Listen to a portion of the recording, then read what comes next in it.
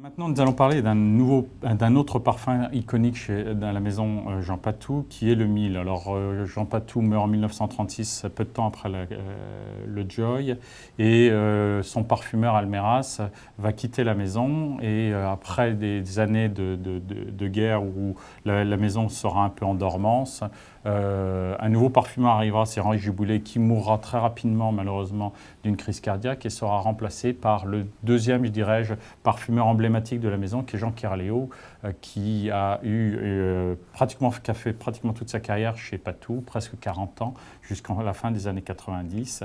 Et il aura aussi le bonheur d'écrire quelques pages importantes de l'histoire de la parfumerie de la maison Patou et aussi de la parfumerie mondiale, et dont le Mille, qui est un autre Joy, si on peut parler ainsi, où Raymond Barbas, qui était à la tête de la maison, avait demandé au parfumeur Jean Kerléo de créer un parfum aussi hors norme que l'a été le Joy.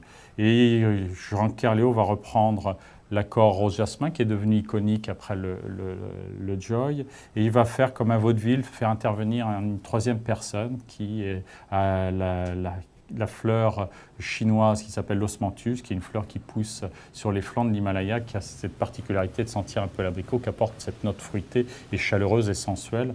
Sur cet accord qui est un accord chypre avec le patchouli qui vient apporter sa richesse en bois, avec le santal, la mousse de chêne et avec cette élégance en tête et fraîcheur apportée par la note aromatique et la feuille de violette.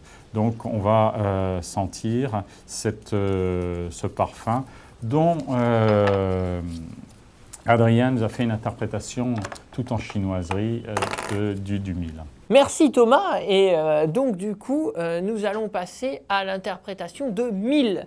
Alors comment mettre en musique ce parfum Mille? Eh bien Thomas a parlé de cet osmanthus de Chine et j'ai tout de suite pensé à une musique chinoise, la danse de Yao. La danse de Yao. Et cette musique à la fois elle évoque justement cette Chine, une Chine complètement fantasmée, et cette musique n'existait pas pour violoncelle seul. J'ai donc fait une réduction comme un cuisinier, hein. J'ai réduit la sauce et je suis arrivé à cette œuvre pour violoncelle seul, cette danse de Yao en violoncelle seul.